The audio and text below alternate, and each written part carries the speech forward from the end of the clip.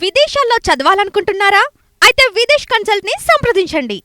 జత్వానీ కేసులో ఆ ముగ్గురట. ఎఫ్ఐఆర్లో ఐపీఎస్ల పేర్లు నమోదు, మరో ఇద్దరు పోలీసు అధికారుల పేర్లు, న్యాయవాది, డాక్యుమెంట్ రైటర్ కూడా. విజయవాడ కోర్టుకు FIR copy.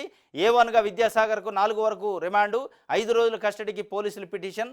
A2గా PSR Anjaneyulu, A3గా Kanthi Rana తాత, A6గా విశాల్ గున్ని. దర్యాప్తునికి సహకరించండి, ఐపీఎస్ క్రాంతిరాణాకు హైకోర్టు ఆదేశం. నేటి వరకు చర్యలపై ఊరట.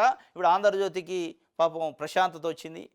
వాళ్ళు ఎందుకంటే ఇగో A1 A2 ఇట్లా నెంబర్ వేసి వాళ్ళ పేర్లు ఇస్తే ఇంక వాళ్ళకి రిలీఫ్ అనమాట. ఇక అందులో న్యాయం ఏంది అన్యాయం ఏంది తర్వాత సంగతి.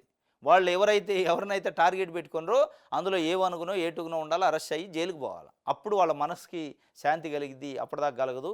మరి ఇప్పుడు అరెస్ట్ అవుతారు అనుకుంటా. Enumeration tension. నగరంలో ఉద్రిక్త పరిస్థితులు. మాకు ఎన్యుమరేషన్ చేయండి, మా మ్యాపింగ్ సంగతి ఏంది, ఎక్కడెక్కడే నిలదీస్తున్నారు ప్రజలు. మా సంగతి ఏంది, మాకు వచ్చే కథ ఏంది, మాకు ఇస్తానన్న అది వరద పరిహారం రావట్లేదని చెప్పి ఎక్కడెక్కడికి చేస్తున్నారు. టెన్షన్ కాదు, ధర్నా చేశారు నిన్న.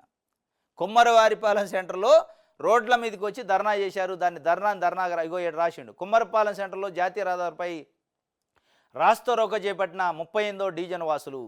ఒకవైపు చంద్రబాబు నాయుడు గారు అద్భుతాలు చేస్తున్నాడు, మరి ధర్నాలు చేసే పరిస్థితి ఎందుకు వచ్చింది? ఎక్కడికక్కడికి ఎన్యుమరేషన్లో లోపాలట, మ్యాపింగ్లో లోపాలట. దీని గురించి వార్త రాయలేదు ఎవరు? ఆంధ్రజ్యోతి. ఇక దీని గురించి రాయాలా? ఇవన్నీ ప్రజల సమస్యలు ఎక్కడ రాస్తారంటే లోపల పనికిరాని పేజీలో రాస్తారు. ఎందుకు వీటిని చూడొద్దు జనం? ఎందుకంటే ముఖ్యమంత్రి చంద్రబాబు నాయుడు గారు కదా. అదే ముఖ్యమంత్రి జగన్మోహన్ రెడ్డి ఉంటే ఇవాళ బ్యానర్ ఐటమ్ ఇవి ఉంటాయి, అక్కడ ఉంటాయి.